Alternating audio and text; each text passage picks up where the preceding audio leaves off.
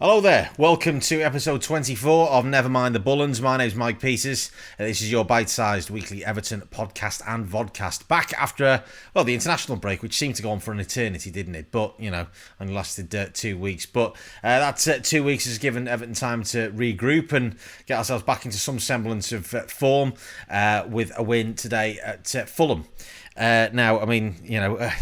A classic Everton win in so much as it should have been completely comfortable. We made really hard work of it in the end. But we got the result. That's what we needed after 3 defeats and a draw prior to that, so not having won for a good few games and trying to get ourselves back into some sort of form, getting ourselves climbing back up the table, and we've done that.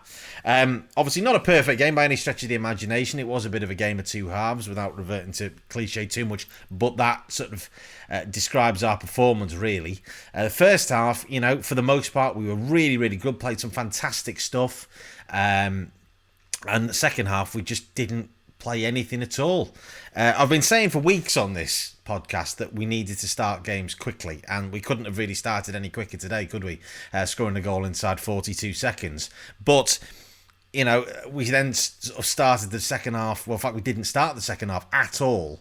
And were really, really under the cosh for quite some time. A fantastic game for the neutrals, watching before they have their Sunday dinner on BBC One. But for us, very disappointing. We should have scored far more than the 3 goals that we did, and we conceded our obligatory 2 goals, which seems to be almost sort of inscribed in an Everton kind of Magna Carta. Must concede 2 goals and try and beat teams from there. But a number of positives to take out of the game today, not least the fact obviously having Richarlison back is a massive fillip because he does change the way that we play, and that was in evidence straight away. Obviously set up the first goal for Dominic Calvert-Lewin, who was absolutely outstanding today. There's no question about that. Not only with the goals that he scored, but his hold-up play, particularly in the second half, the way he was able to, he was completely isolated. Totally isolated at various stages. He was the only Everton player in the Fulham half, and yet he was winning ball in the air, he was bringing it down, he was controlling it, he was winning free kicks, absolutely magnificent, and no wonder he was man of the match, and no wonder also he looked absolutely out on his feet at the end of the game. He really was running on fumes, but nonetheless, that's 13 goals in 11 games so far this season, 10 in the league of course, and where would we be without him? It's he scored as many goals as Manchester City and Arsenal's complete teams have in the league so far this season, which is a brilliant sort of stat and shows how prolific he's been. I must give mention to Alex Iwobi. He's a regular sort of bet noir of mine on this podcast, but because he's immensely frustrating as a player, because there is quality there. There's never been any doubt about the fact that he's got ability, but we've never seen it. And I wonder today, admittedly with the caveat of we were playing Fulham, and we have to bear that in mind because Fulham are so open. They've got a worse defence than Dominic Cummings, haven't they, in terms of... It's just absolutely amazing, really, how bad they are. And how they contribute to their own downfall. Not that we're any great shakes in that department, and we'll get on to the defenders in a moment. But, he was excellent today in that sort of... I hesitate to use it. He wasn't really a wing-back, although he was sort of playing in that position. I have to say, though, that's not obviously his position, and certainly against, a Man City or a Liverpool or Leicester, whoever, we can't have him in that position because he's not defensively minded enough. But today, he did his defensive job extremely well in terms of covering Ben Godfrey, who I thought played really well today. He gave away the penalty, but that was really just the fact that he slipped over and tripped, as did the penalty taker, which was an extraordinary moment, really. He was really good, and the space that he found himself in, the space that he afforded himself in, his energy levels were exceptional. His use of the ball was very good. He was confident. He wanted to go past players. He wanted to attack. He was starting to dictate where he wanted the ball. And I'm thinking, that's what we want to see from him on a regular basis.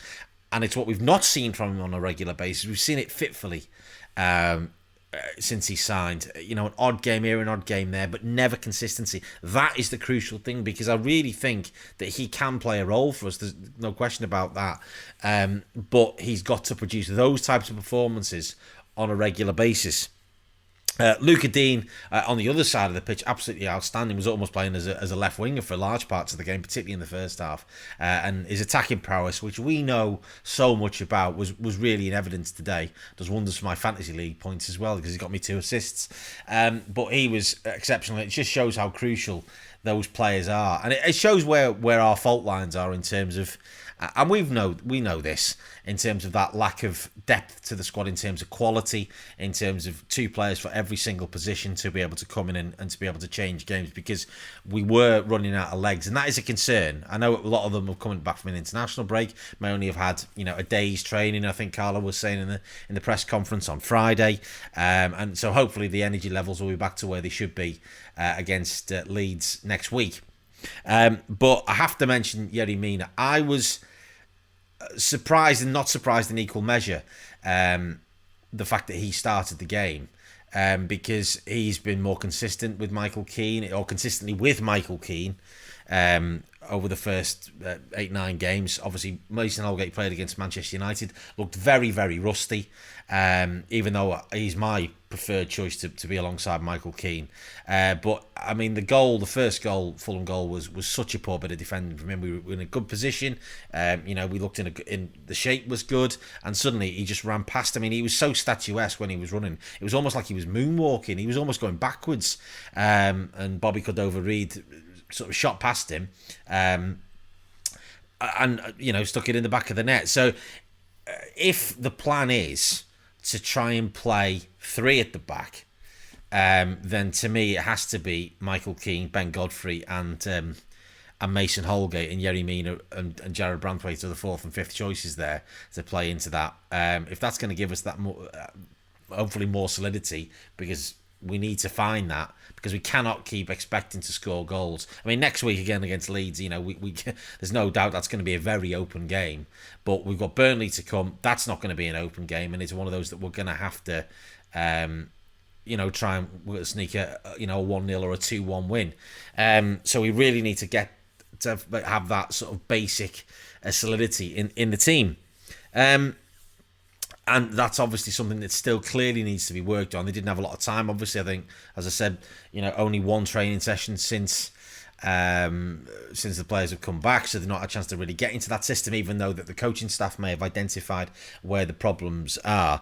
But it was identified by Tim Cahill in the studio, as a pundit for the match, that it's a lack of communication, somebody not taking charge, and that's what I really want to see Mason Holgate in there doing. That I think he can do that. I think he's demonstrative enough to do that. He doesn't necessarily have to wear the captain's armband, but if he's there, if Seamus Coleman is there, and Luca Dean as well, then they need to be, as the senior players. I mean, Michael Keane is a senior player, but he's a much quieter character. They need to be the ones that are saying, yes, and telling people where to go. And Jordan Pickford plays into that as well, and telling players. So it was great to see Abdoulaye Doucouré as well getting his first goal today. Well deserved. I think he's deserved a couple of goals already, but it was really lovely to see him get that. And just, again, killing games off. We've done that quite well so far this season, but there have been games where we've allowed teams back in when we should have killed games off. Fleetwood in the League Cup being a classic example of that. And today, we could have gone 4-1 up, and then we don't have to sit there for half an hour or so watching Fulham get further and further forward, getting a penalty, which they then miss, which then get the goal almost straight after that, and then us sitting thinking, God, we're really hemmed in here. Are we going to be able to see this through, and not having any real sort of outlet ball up until the last 5 minutes, where we did sort of push on a little bit further. I thought Tom Davies did well when he came on, and he added that solidity, and that's probably his role now, at least for the next couple of months. But I think the key thing now, looking towards January, which is Hovan interviewed quite quickly, isn't it? Only 5 or 6 weeks ago, is trying to get somebody that is going to be able to deputise for Alan, because again, we're so reliant on him in the middle of the park. If he's injured for any length of time, we have got a bit of a problem there. But, irrespective of those little things, then they can all be worked on. 3 points. We've stopped the rot. We've got ourselves starting to move back up the table, and a couple of very winnable games coming up, as I say, against Leeds and against Burnley. If you want to get in touch over the next week before we get to episode 25, then feel free at NMTBpod on Twitter, or nmtbpod@gmail.com on the email. And until next time, come on you Blues.